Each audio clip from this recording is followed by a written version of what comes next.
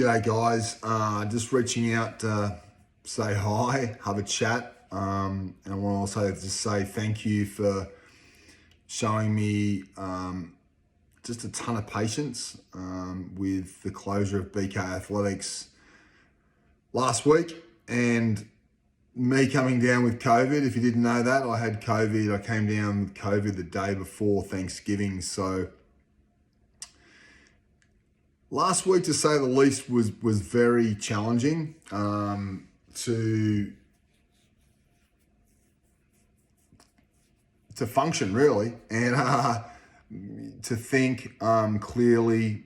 It was a real challenging time for me personally, just to, when you come down with COVID, and I was on antivirals.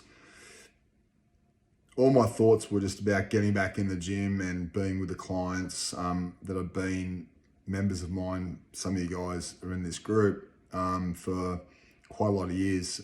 So getting back for the last day was super important for me on Tuesday to coach my last class.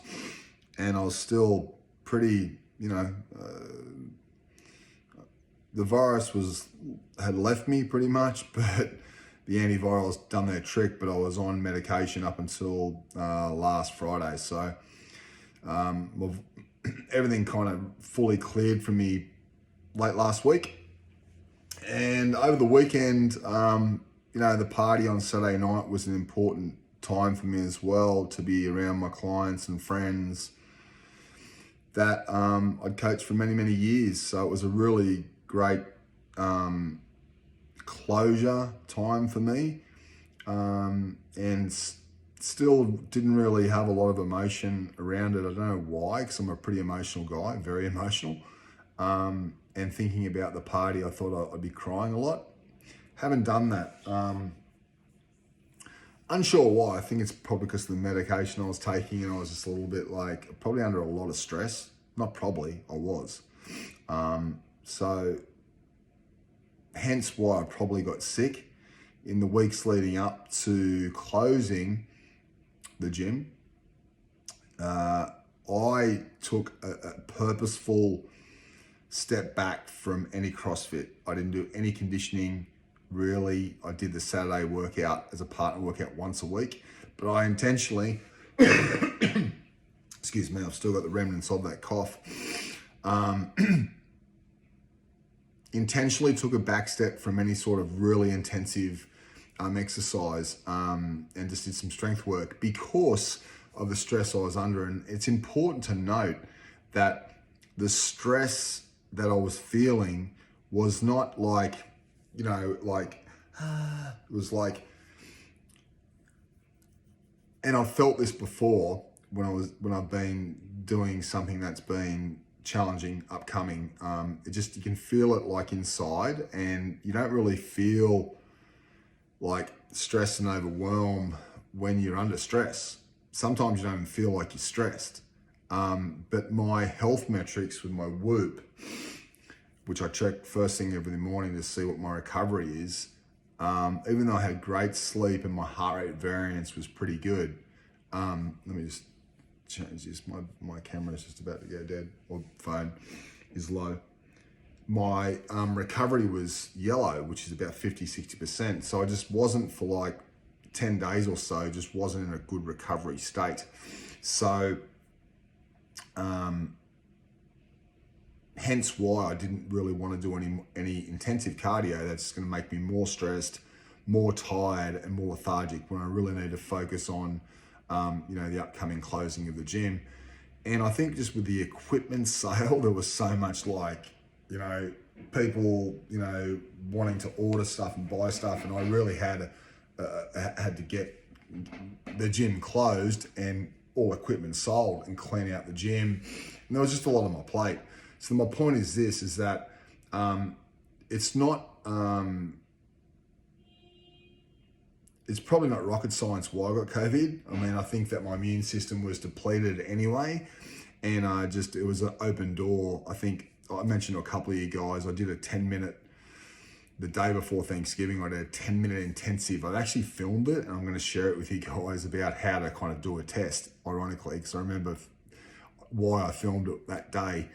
But I spoke to a couple of you guys about this. Like, the windows at BK Athletics were closed. And this is my thought, this is my thesis about why I got COVID. But the windows were all closed and there was no air in the room. And I remember looking at that CO2 monitor on the wall. It was like 1200, 1300, which is like, you know, it's not in a good breathing zone. The class had just finished and I was there alone. Actually, Kerry Fortune was there as well.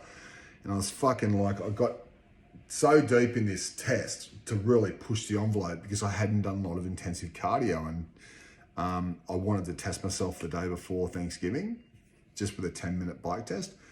And I was fucking hammering it, like, like breathing like a racehorse. And I think that just, again, this is my thought, that just breathing so deep and already being in a state of like, you know, immune system has been not as strong as it, you know, normally is when you're really healthy and unstressed, and in a good place, that that could have brought on the you know, the illness. So and let me tell you, when I had COVID, this was a game changer. The Whoop, that like when it was coming on, like in the morning I'll wake up and it was, my recovery went from 18%, which is like a red zone, as poor recovery, which is sometimes like that, like for a day after I've had some alcohol or some high carb or salt meals.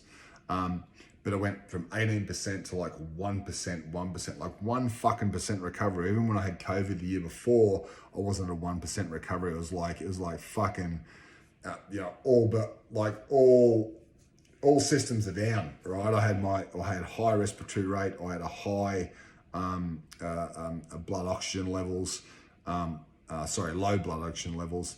My core body temperature was off the roof. My resting heart rate was off the roof. My heart rate variance was like fucking plummeted down super low. So it was a really good indicator of me being, you know, very sick. So did really well to kind of like knock it on the head and take a lot of great natural meds, NAC, vitamin C, liposomal, vitamin A, vitamin D, like hyperdosing for a couple of days.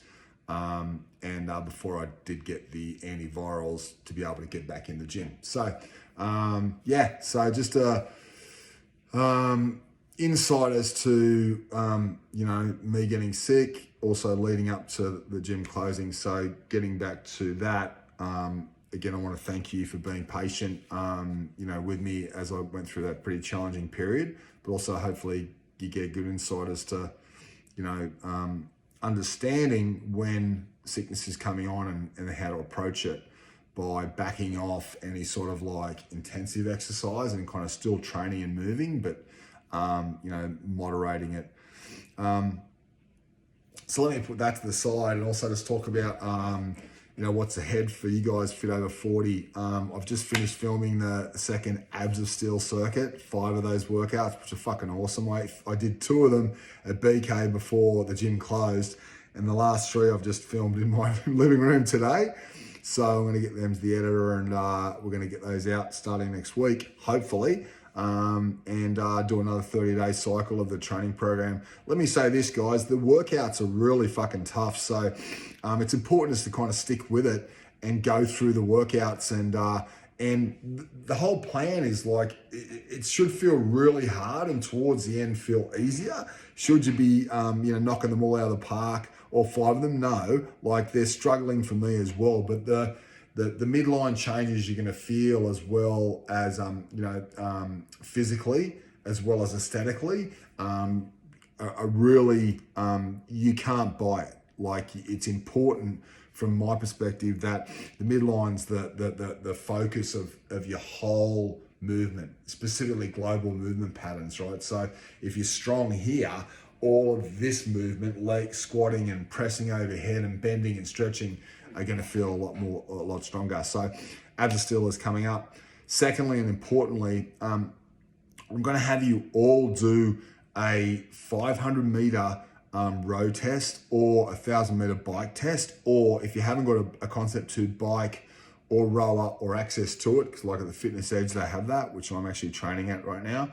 I want you to use the rower or the bike But if you haven't got that, like some of you guys have got a Peloton bike at home or treadmill, whatever, or even just running outside, whatever cardio test you want to do, you let me know. But I'd like us all to do it. I know a couple of you guys have already done it because I've spoken to you. But on Thursday, I'd like you to do that test. And then from there, for the next at least 3 cycles through, we're going to go through of 3-week phases of, so for example, 500 meter row test. And if I tested in say 140, I'm going to have you guys all do your specific training based off the time that you do for your test, right? Where we're going to do 2 sessions a week. First week's going to be 8 sets. The second week's going to be 10 sets. The week after is going to be 12 sets of, so for me, if I do a 500 meter row in 140, I'm going to train that through 8 sets, week 1, twice a week, at about 15 to 20 seconds above the testing time that I did. And I'm going to train it. So I'm going to train 500 meter row at say 155 pace with a 2-minute rest, and I'm going to do 8 sets of it. It's going to be a standalone session, ideally, with the ab circuit as well. Or you can just do it alone, or you can do it at the end of your training session. This protocol is a great one that I've done over the years, training for the CrossFit Games. It's quite mentally challenging, right? You're training your aerobic system, and you're going to get really, really good at breathing, doing short 200 meter work, or 2 minutes of work with 2 minutes of rest. And you're training the aerobic system to be really good.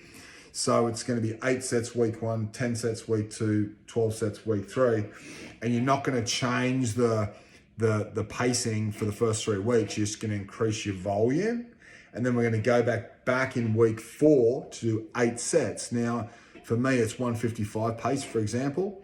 I will decrease my pace to 150, and I'll do 8 sets, 10 sets, 12 sets of that 150. And we may even retest in week 7 or do another 3 sets. But here's the key. If you don't hit your target for all 8 sets, meaning if you can't sustain that, you're going to complete that again until you can, right? So I want you to complete the 8 sets. If you can't complete the 8 sets at the target pace that I've set you, you must do that the following week before you progress to the 10 sets. Does that make sense? Hopefully it does. Hit me up for any questions that you do have. I'm going to leave it here because it's about 12 minutes, and I've peppered on for a longer while than I thought I was going to, but all good stuff. If you guys, it's Tuesday now. I've got a lot of calls set up with you guys this week. If you haven't got a call set up this week, please let's set up a chat. I'm leaving for Australia on Sunday. Doesn't matter about me going to Australia, I'm still going to be available to you, and I'd like to be.